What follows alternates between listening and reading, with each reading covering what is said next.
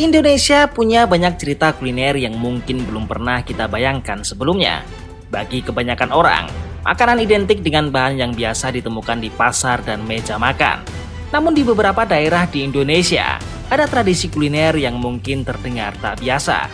Hewan yang umumnya dikenal hidup di alam liar, ternyata juga diperjualbelikan dan diolah menjadi makanan. Salah satu hewan yang berada di baliknya adalah satwa yang bagi banyak orang justru identik dengan rasa takut, yaitu ular. Fenomena ini bukan hanya tentang rasa, di dalamnya terdapat sebuah tradisi, mata pencarian, rasa penasaran hingga daya tarik wisata. Dan berikut ini adalah 3 tempat paling terkenal di Indonesia yang memiliki cerita unik tentang kuliner berbahan ular.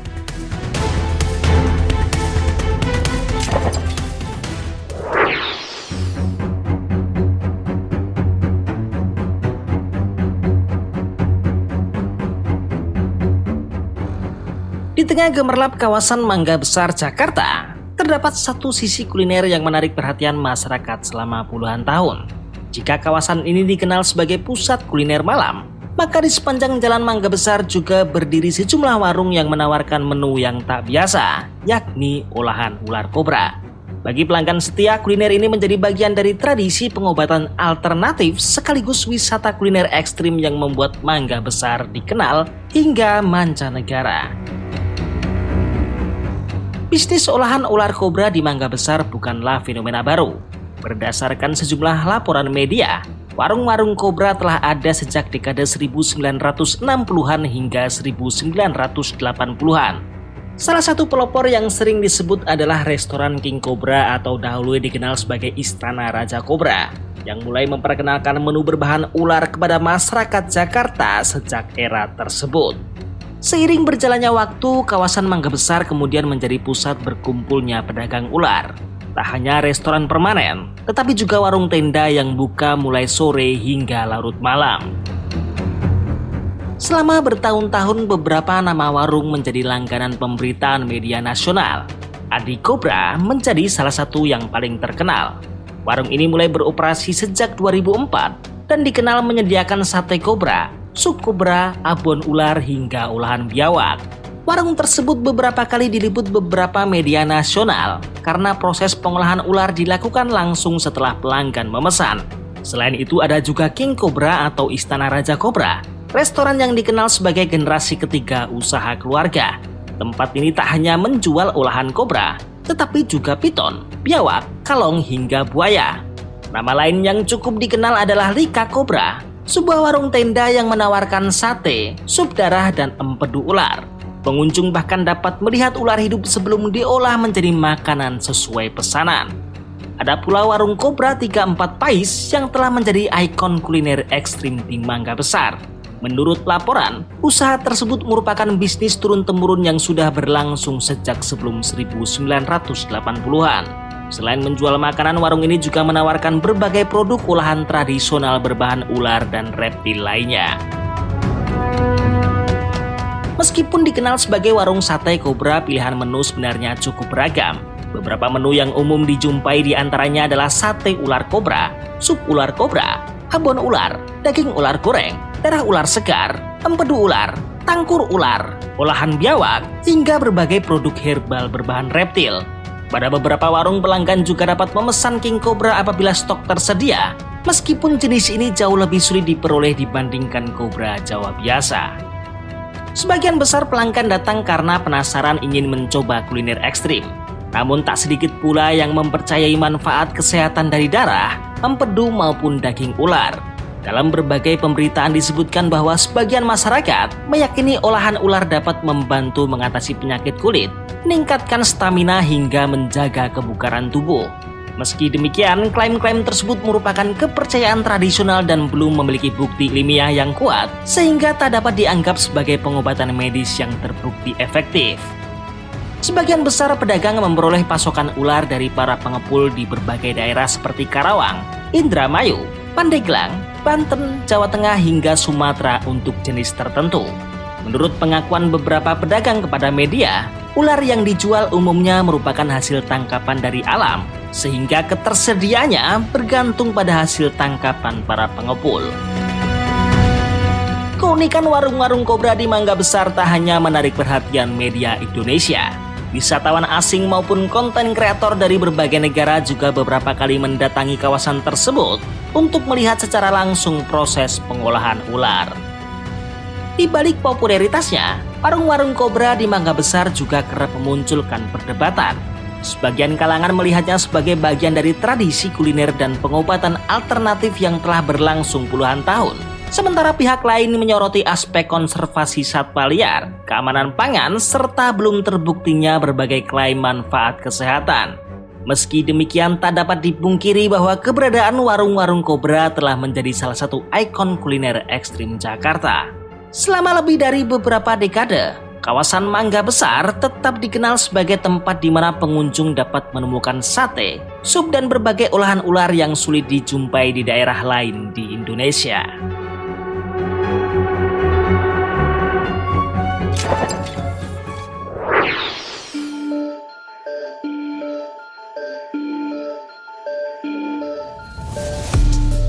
Jika mendengar kata pasar, yang terbayang biasanya adalah deretan sayuran segar, ikan, daging, buah-buahan, serta pedagang yang sibuk menawarkan dagangannya kepada pembeli.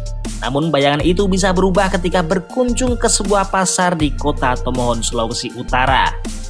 Bernama Pasar Beriman Tomohon, pasar ini sebenarnya merupakan pasar tradisional seperti pada umumnya. Tetapi ada satu bagian yang membuat namanya jauh lebih dikenal dibandingkan pasar biasa, yaitu kawasan yang selama bertahun-tahun populer dengan sebutan Pasar Ekstrim Tomohon. Di tempat inilah berbagai jenis bahan makanan yang jarang ditemukan di pasar tradisional Indonesia diperjualbelikan, mulai dari kelelawar, tikus hutan, ular, hingga berbagai jenis daging lainnya. Karena keunikan inilah, Pasar Tomohon bahkan pernah menjadi salah satu tempat yang menarik perhatian wisatawan yang penasaran dengan kuliner khas Minahasa. Pasar Tomohon sebenarnya bukan hanya tempat menjual daging yang dianggap tak biasa. Sebagai pasar tradisional, Pasar Beriman juga menjadi tempat masyarakat mendapatkan kebutuhan sehari-hari. Pemerintah Kota Tomohon sendiri pernah melakukan berbagai pengembangan dan revitalisasi pasar. Pada tahun 2020, pemerintah Kota Tomohon meresmikan penggunaan nama Pasar Beriman Wilken di komplek pasar tersebut. Sebelumnya, pemerintah juga telah melakukan berbagai pembangunan dan revitalisasi kawasan pasar. Bahkan pada tahun 2021, transaksi non-tunai mulai diperkenalkan di Pasar Beriman Wilken sebagai bagian dari upaya mendorong elektronisasi transaksi dan pemulihan ekonomi. Artinya di balik julukan pasar ekstrim, sebenarnya terdapat sebuah pasar rakyat yang mempunyai fungsi ekonomi penting bagi masyarakat Tomohon. Julukan pasar ekstrim muncul karena keberadaan lapak yang menjual berbagai jenis daging yang dianggap tak lazim oleh sebagian besar masyarakat di Indonesia. Dalam sejumlah laporan jurnalistik, jenis yang pernah ditemukan diantaranya seperti ular, kelelawar, tikus hutan, dan babi hutan. Bagi masyarakat yang sudah terbiasa dengan tradisi kuliner Minahasa, keberadaan makanan tersebut bukanlah sesuatu yang sepenuhnya baru. Namun bagi masyarakat dari daerah lain, pemandangan tersebut tentu bisa terasa mengejutkan. Apalagi jika baru pertama kali melihat langsung deretan daging dengan bentuk yang masih memperlihatkan ciri fisik hewannya. Inilah yang kemudian membuat Pasar Tomohon mempunyai reputasi yang berbeda dibandingkan pasar tradisional lainnya. Di balik fenomena dijulukinya pasar ekstrim terdapat sejarah budaya yang panjang. Masyarakat Minahasa mempunyai tradisi kuliner yang cukup beragam. Berbagai jenis satwa telah lama dikonsumsi sebagai bagian dari kebiasaan pangan masyarakat di wilayah tersebut. Ada faktor budaya, kebiasaan masyarakat, kebutuhan ekonomi pedagang, serta permintaan konsumen yang semua saling berkaitan. Namun seiring berkembangnya kesadaran mengenai konservasi satwa, kesejahteraan hewan dan kesehatan masyarakat, praktek perdagangan satwa di pasar tersebut juga mulai mendapatkan perhatian dan kritik. Salah satu fakta menarik datang dari pemantauan organisasi konservasi terhadap perdagangan satwa di Pasar Tomohon. Dalam laporan pada tahun 2018, menyebut bahwa perdagangan daging ular di Pasar Tomohon mencapai sekitar 1, ton dalam survei yang dilakukan. Angka tersebut bahkan disebut lebih tinggi dibandingkan perdagangan beberapa jenis daging lain dalam survei yang sama. Temuan ini memperlihatkan bahwa perdagangan ular bukan sekedar fenomena kecil di sudut pasar. Ular memang menjadi salah satu jenis satwa yang sejak lama dikaitkan dengan perdagangan daging di Pasar Tomohon. Selain ular, kelelawar juga menjadi salah satu bahan pangan yang cukup dikenal dalam konteks kuliner Minahasa. Salah seorang pedagang bahkan pernah mengaku mampu menjual puluhan kilogram daging kelelawar dalam sehari pada periode tertentu. Tikus hutan pun juga pernah menjadi bagian dari perdagangan daging di kawasan tersebut. Bagi sebagian orang, pemandangan seperti ini mungkin membuat selera makan langsung hilang. Tetapi bagi konsumen yang sudah terbiasa dengan kuliner tersebut, daging-daging ini justru dianggap sebagai bagian dari makanan tradisional, yang dimana satu tempat bisa dipandang sebagai warisan tradisi kuliner oleh sebagian orang, tetapi pada saat bersamaan dianggap sebagai persoalan konservasi dan kesejahteraan hewan oleh pihak lain.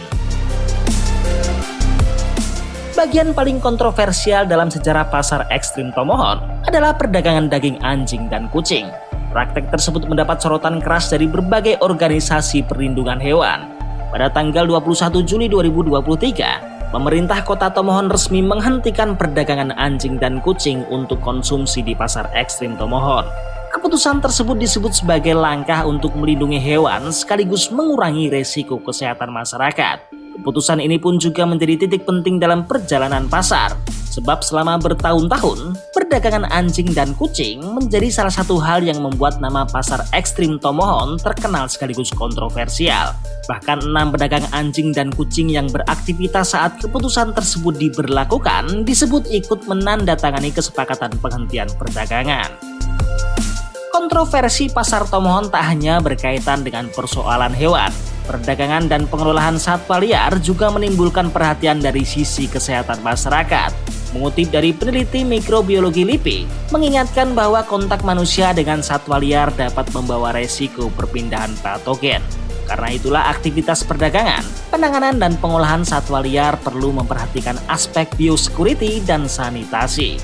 Uniknya, kontroversi tersebut justru ikut membuat nama pasar Tomohon semakin dikenal luas. Pasar ini sempat dipromosikan sebagai salah satu tujuan yang menarik bagi wisatawan yang ingin melihat langsung tradisi kuliner ekstrim.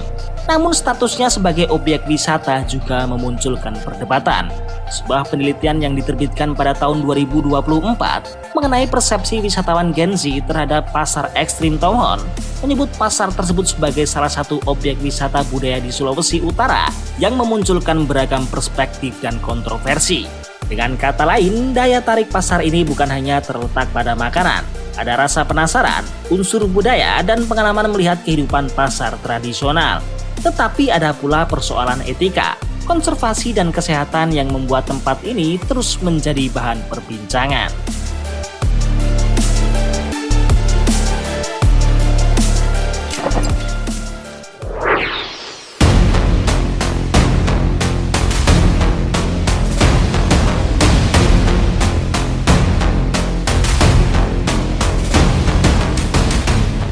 Di kawasan Pasar Lama, Kota Tangerang terdapat deretan kuliner yang menawarkan pengalaman berbeda dari kebanyakan tempat makan. Selain laksa, sate ayam, dan aneka jajanan khas, kawasan ini juga dikenal memiliki warung yang menyajikan olahan ular kobra, biawak, hingga kalong. Bagi pelanggan setia maupun wisatawan yang ingin mencari pengalaman baru, warung sate kobra di Pasar Lama menjadi salah satu daya tarik yang membuat kawasan kuliner legendaris ini semakin unik. Keberadaan warung sate ular di Pasar Lama bukanlah fenomena baru. Usaha kuliner reptil di kawasan ini telah berlangsung secara turun-temurun sejak sekitar dekade 1980-an. Generasi penerus masih mempertahankan tradisi keluarga dengan menjual olahan ular dan biawak hingga sekarang. Selama bertahun-tahun, keberadaan warung tersebut mampu bertahan di tengah perubahan tren kuliner. Meski tergolong makanan ekstrim, pengunjung tetap berdatangan baik dari Tangerang, Jakarta maupun luar daerah.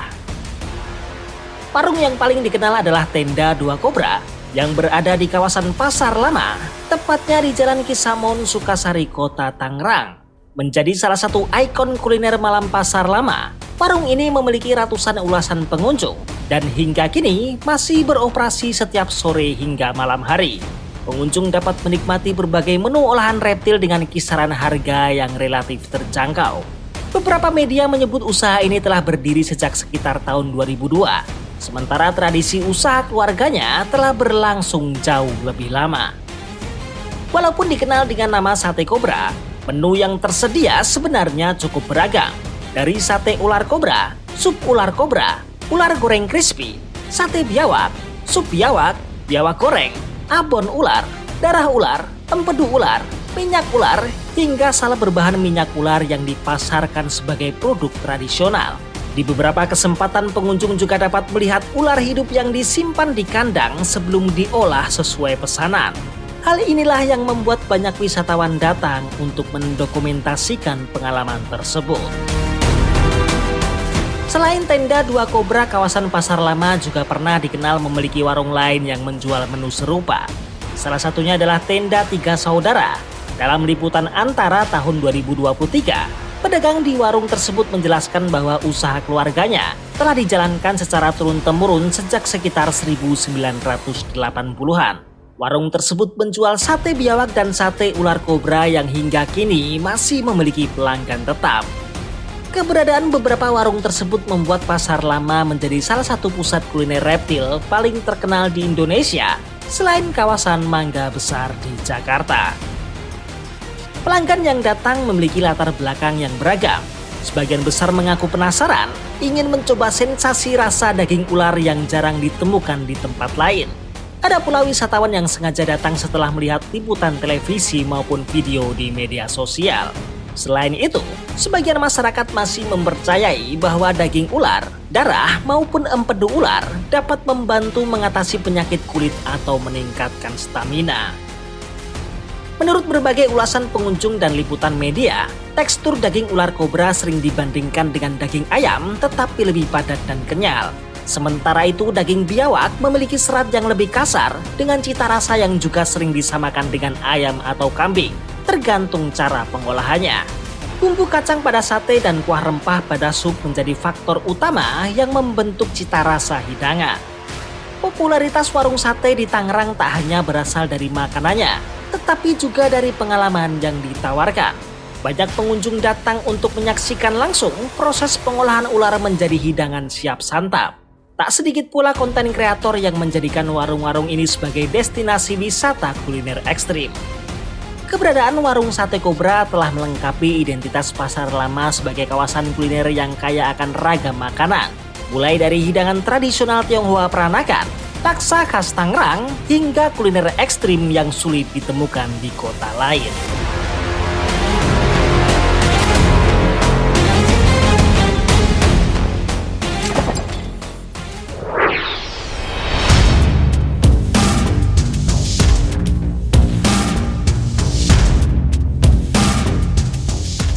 Cerita dari tempat-tempat ini menunjukkan bahwa makanan tak selalu sekedar soal rasa. Di baliknya terdapat sebuah tradisi, kebiasaan, mata pencarian hingga rasa penasaran yang membuat sebuah kuliner terus bertahan. Dan ketika bahan makanan tersebut berasal dari alam liar, cerita ini menjadi semakin menarik sekaligus menimbulkan banyak pertanyaan. Sebab di balik hidangan yang mungkin terlihat tak biasa, ada perjalanan panjang yang melibatkan manusia, budaya, dan tentunya ular. Terima kasih buat kalian yang sudah menonton dari awal hingga akhir, dan jangan lupa juga untuk berbagi berbagai pendapat kalian di kolom komentar.